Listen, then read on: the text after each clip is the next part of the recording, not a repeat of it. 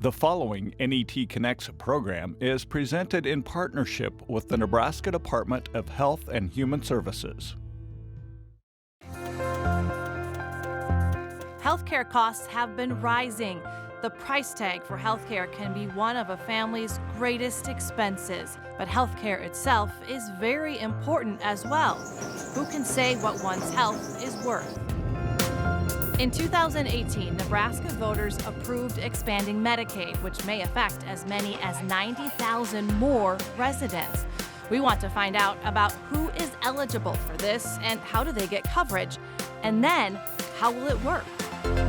These questions and more will be addressed coming up on Medicaid expansion in Nebraska.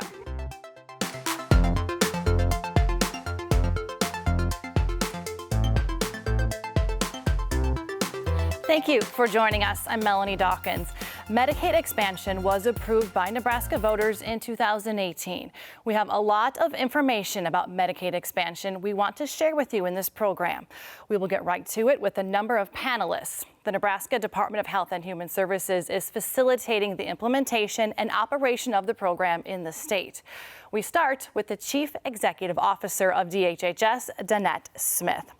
CEO Smith, could you give an overview of Medicaid expansion and Heritage Health Adult Program? Absolutely. And Melanie, thank you so much for having me here this afternoon. As you might be aware, Nebraskan voters passed Initiative 427 back in 2018.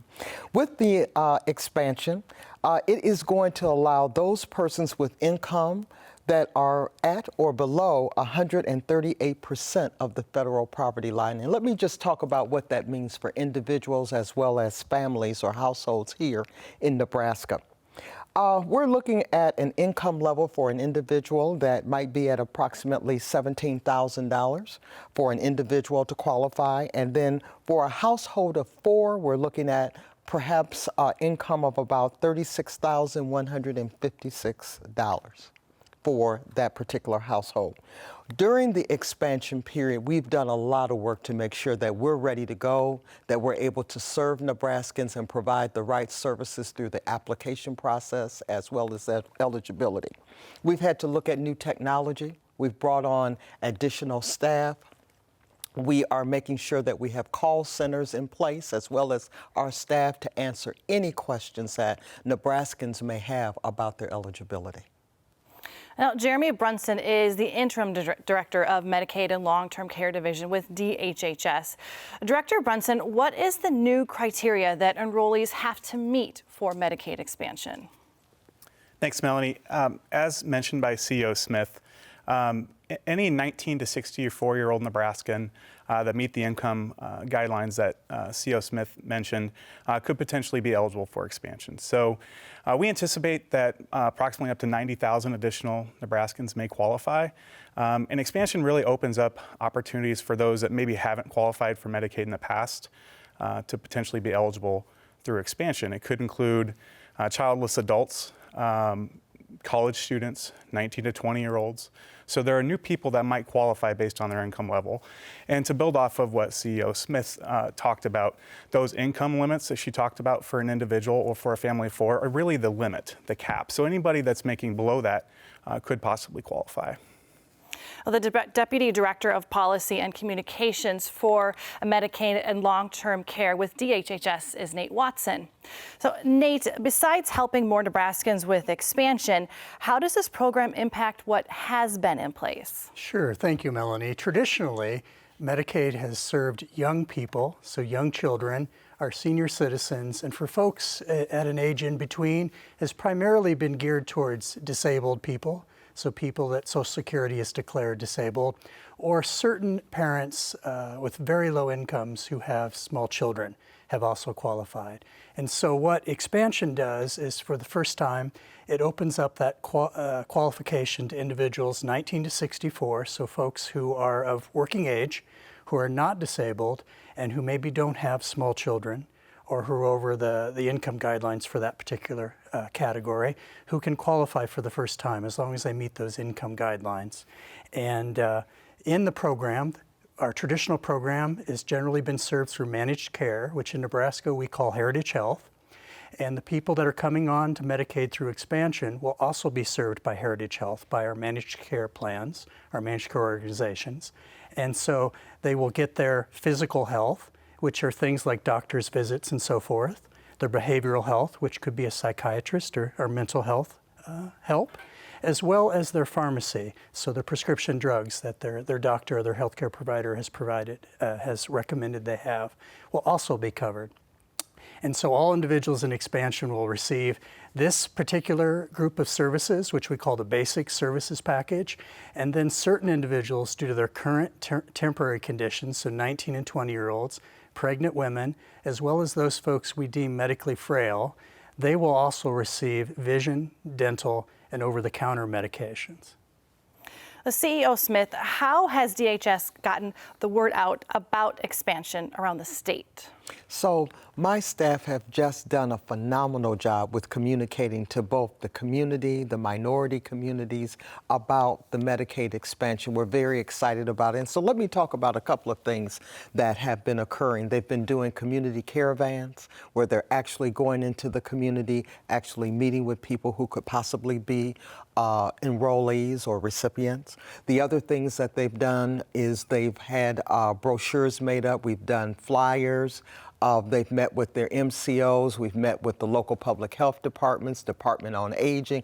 Everybody we have tried to contact, make sure that they're aware who is eligible for services. And one of the things that I negated to say in my remarks to you is that we want everybody to make sure that they go to Access Nebraska to file that application, accessnebraska.ne.gov. And benefits will begin October 1st. We began taking applications in August, but the eligibility period will start October 1st. So we're hoping that Nebraskans who feel that they may qualify, that they put that application again at accessnebraska.ne.gov. And so that begins on October 1st. When we were talking earlier, you had mentioned there is no end date. There is no end deadline. date. That is correct. There's no end date. We stand ready to answer your questions. We want to make sure that the community, all Nebraskans have good information about this expansion. This is a wonderful time to really seek care. And we hope that people who feel that they qualify, even if they feel like they don't, but want to talk to us about an application, that they feel free to do so. And this definitely addresses the people who we had heard about fall through the cracks. Absolutely, it does. And one of the things that I thought Nate, in his discussion with you, talked about those particular categories that would have traditionally fallen through the cracks are now eligible. And so that's why we want to make sure that they apply, call, ask us questions. And again, they can always apply at accessnebraska.ne.gov. And can you expand a little bit more on what of the benefits that are available to through the expansion? I'm going to let Jeremy handle that for me. Sure.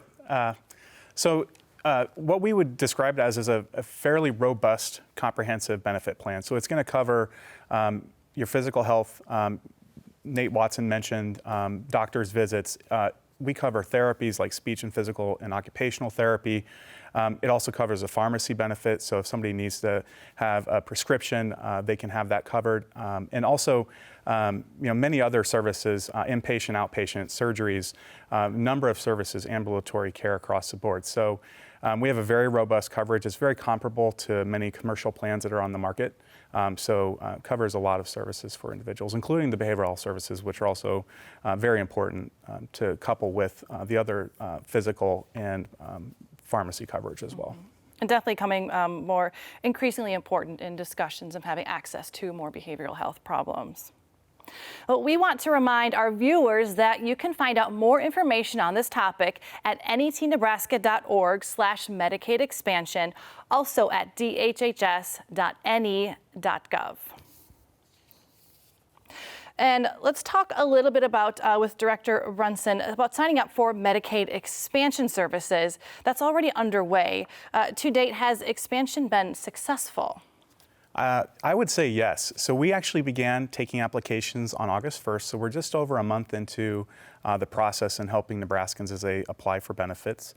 Through the first 30 days at the end of August, we had over 5,000 individuals that had already been determined eligible and that will start receiving benefits on October 1st. Obviously, we continue to take applications, and as of September 8th, end of day yesterday, we had over 6,600 individuals that had been determined eligible. So keep in mind, we continue to take applications every day. I'm extremely proud of the good work that our eligibility operations teammates have done across the state of Nebraska. We have had staff that have been volunteering to work extra hours. We were here on the weekend because, as we know, August 1st was a Saturday, so we made sure to be available to take phone calls and help individuals. But the most important thing is our staff, our teammates take pride in what they do, and all of our service level expectations are being exceeded. Customers are getting help on the phone in a timely fashion. They're not waiting on hold in excessive amounts, and we're processing applications timely. So by far and away, we're exceeding expectations. All of our applications are being processed on average of less than a week.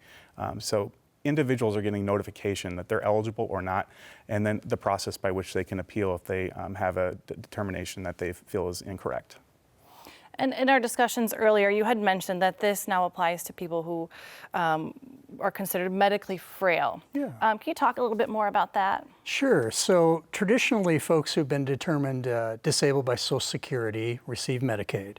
But there are certain individuals, to what CEO Smith indicated, there are certain individuals who fell through the cracks. So they don't quite meet, one group are individuals who don't quite meet the severity or duration requirements of a disability to get that current disability determination from Social Security.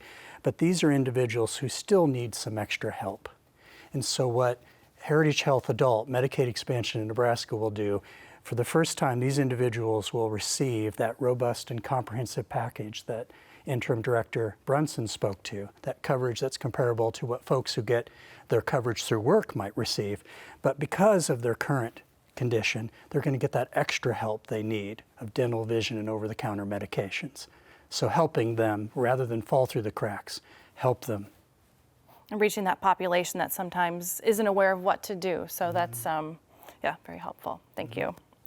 We want to thank the panelists for all this information, but there's a lot more to come. Let's show you the information to apply to get more information on Medicaid expansion. And after a short break, 2 community advocates will join us to discuss how Medicaid expansion could impact their constituents.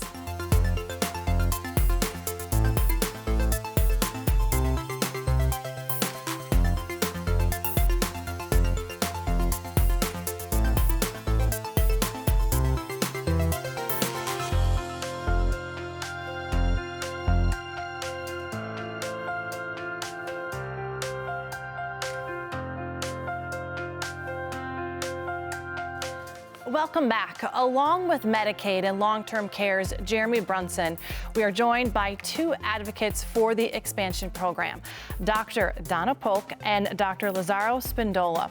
Both have been active in Nebraska communities, lending their talents to local organizations on issues they feel passionate about. Dr. Polk, in your role as CEO with the Nebraska Urban Indian Health Coalition, how do you see the basic benefit of behavioral health, which is available to all Medicaid beneficiaries, affecting your clients, not just in Omaha and Lincoln, but around the state? Well, it's really exciting news that we are going to be able to expand mental health services throughout the state with the expansion of Medicaid, because we know that there are people who have not accessed care because there weren't providers maybe in their communities, because we serve the entire state, although the basic services are offered in Lincoln and in Omaha. So if there is someone who needs maybe our residential services or outpatient from Chadron, Scottsbluff, Kearney, they would be able to come in to Omaha or to Lincoln for those services. And so that is probably the best benefit. And it may lessen the stigma. People won't be ashamed that they don't have money or insurance coverage to access that care. We also believe that there will be increased access for any pharmaceuticals that a person might need. Sometimes a person who has experienced depression or anxiety requires a drug that is prescribed for them, and that would provide coverage for that service also. Now, Dr. Spindola is the Executive Director of the Latino American Commission. Tell us how you see Medicaid expansion benefiting people, and more specifically, minority populations in Nebraska, and the different impact that it will have for them. Well, Melanie, think about the fact that income is the most important social determinant of health. In other words, the more money you make, the better your health is. In Nebraska, roughly 23% of Hispanics and Latinos have income that goes below the poverty level. Only the African Americans and the Native Americans have higher rates. Now, 1 of every 5 Hispanic Latinos lacks health insurance. If Medicaid is expanded, or once Medicaid is expanded, roughly 17,000 additional Latinos will have access to health care and health insurance. That means that emergency room visits will decline. That means that think about 40 or 2 out of every 5 Hispanics were not able to see a doctor because of the cost involved. So now they will be able to do so. And 2 out of every 3 uninsured Hispanics do not see a doctor regularly. So the expansion will enable all these individuals who are now falling from the loop or falling through the floor or whatever you want to call it, to have the access to health care that every individual deserves. Now, in states that have not expanded Medicaid, there are large disparities in health coverage and also access, and that's leading to different outcomes, especially among people in minority communities. Dr. Polk, how do you see the expansion particularly helping this population? Wow. Well, COVID-19 has certainly brought this to our attention, even though many of us have known that this has been an issue forever. Health disparities. So when people have underlying conditions that they have not received treatment for, then it puts them at risk for a number of complications related to COVID-19. And I'm just using that as an example because we're in the midst of the pandemic. But we know typically a person who has not received treatment for diabetes, or that could lead to amputations or heart disease. And that's prevalent in the Native American community. So with the expansion, as Dr. Spinoso mentioned, people should be able to access care at a preventive level, or certainly going to their primary care physician instead of accessing care through the emergency wards or even urgent care. Now, Dr. Spindola, how do you see expansion particularly helping this population with some of the population that you serve? Okay. Individuals who do not have routine checkups, it means that they be able to schedule regular yearly visits to the doctor. This is important for 2 kinds of people. First of all, if you're healthy and you go regularly to the doctor can conduct a physical examination. He could ask for laboratory examinations that will enable him to tell you that, okay, you're healthy. That's all. Keep doing what you're doing. Or, you know what, this is looking really strange. Let's start doing additional tests, or let's take some measures that will prevent it. If you have a chronic condition, Donna mentioned diabetes for one, I could mention high blood pressure, chronic heart disease. And if you are able to see your doctor regularly, that will prevent you from coming to the point of seriousness in your disease that you will need to go to the hospital and incurring a bill of millions of dollars. So, Dr. Spindola, as a medical doctor, and you previously worked with the public health district based in Columbus, knowing that many Hispanics have not seen a doctor regularly, what is the importance of doing that in health terms? Look at COVID-19, for example. Even though in Columbus there is what they call a federally qualified health center, where individuals are charged according to a sliding fee scale, many of the COVID-19 patients did not go because they were afraid to be diagnosed with the disease, and therefore they would not be able to continue working. That's another thing. This pandemic, the highest toll it has taken has been among minorities, especially Hispanic minorities, and of course the elderly, people who are living in assisted living facilities. And those Latinos who work in the meatpacking plants, they could not stop going to work because they needed their income. So if they feel sick and the choice is going to the doctor that will confirm that he has COVID-19, then they're going to try to keep it. So, Dr. Polk, tell me how you feel that expanded Medicaid will help your clients in particular? Oh my goodness, it will help everyone who meets the qualifications. So I'm excited about that. But I am particularly excited about our constituents being able to use this insurance to be able to access care, particularly at the preventive level, because it's so important to know if you have hypertension or if you're pre-diabetic, or of course, if you have anxiety or an addiction, substance use disorder. We don't want people to say, okay, I've managed this long, I think I can handle it. We know COVID-19, of course, is showing us that people are suffering from anxiety and depression at higher levels. So with the expansion, we're so happy that people will say, now I have dignity, I can go in and get care, hopefully at our facility, but at facilities across the state. What the Medicaid expansion will do is provide a medical home to thousands of people. Now, it has been proven when somebody has a medical home, they can introduce an additional $7,000 a year into the economy.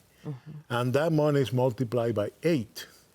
So at the end, they become beneficiaries of the economy rather than a burden to society. I have heard terms such as, well, we are weaning the population. And really, that really upsets me. We want to remind our viewers there is more information available online at dhhs.ne.gov, also at netnebraska.org/Medicaid expansion. Now to Jeremy, what is in place with DHHS to provide this information to minority communities? Thank you, Melanie. So we have forms available not only in English, but also in Spanish, and we have a language line that offers help in Spanish as well. In addition, we have materials that are available in 7 additional languages as well. So really, what we encourage individuals to do is to reach out to DHHS.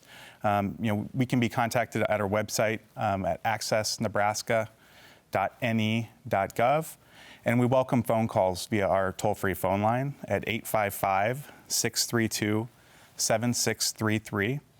In addition to either reaching out to us online or via the phone, we also have local offices across the state of Nebraska that anybody can step in and seek in-person help as well with one of our teammates here at the state of Nebraska.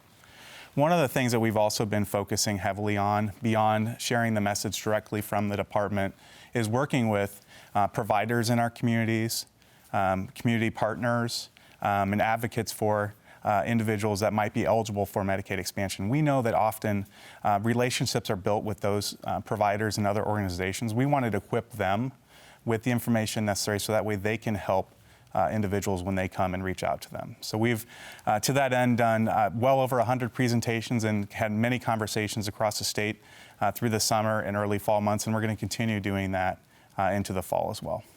And so should someone sign up, can they keep their current provider or do they have to go with someone new? Sure. So in Nebraska today, we have literally thousands of providers that are already signed up to provide services and receive reimbursement from Medicaid. However, certainly not every provider in the state of Nebraska is currently enrolled and screened by our Medicaid department. But if a beneficiary does have a doctor, or if there's a doctor or physician that is interested in becoming eligible with Nebraska Medicaid, we have a couple places where we can have them reach out to the department. So we have a website where they can actually begin the screening enrollment process online with us. And that website is www.nebraskamedicaidproviderenrollment.com. And we also have a toll-free 800 number. It's 844 888-374-5022. So we encourage individuals, if they have a preferred provider already, to ask their provider whether or not they're enrolled with Medicaid. Melanie, I just wanted to say I'm really happy that Jeremy clarified that, because that's often a question, is that once a person has established a relationship with the provider, that's where they want to go.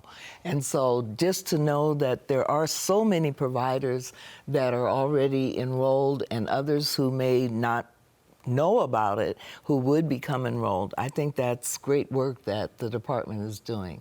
I appreciate that. Thank you. And it's I believe all the providers in the federally qualified health centers, in your case, it would be One World or Charles Drew, they are enrolled in Medicaid, aren't they, Jeremy? I believe so. Yeah. And tell us how you take that information and bring it back to the communities that you serve. How do you educate them best on that? Well, we do it very aggressively, because when a person contacts us for behavioral health services in Omaha, or if they are participating in our Tired Moccasins program, which is elders, then we give them information. And again, the department has really been excellent in working with the tribes and with my urban program to keep us up to date with any changes, any waivers that are being requested. So we have a good insight into what's going on in terms of Medicaid and Medicare, of course, which is another program. But that's how we get the word out. We really want people to know how to access health care. And then, of course, in our clinic, we've had people there who know how to enroll people here in Lincoln. And we have people who speak Spanish, Kurdish, Arabic, Vietnamese, and English there who can help people who come in. Now, Dr. Spindola, how do you see that happening to get the word out to the communities that you serve? Well, the information needs to be disseminated starting from HHS and then through local organizations that serve Latinos. Our agency would be one, but then in several major cities are such organizations. And then you have the faith-based organizations, which are also heavily attended by Latino populations.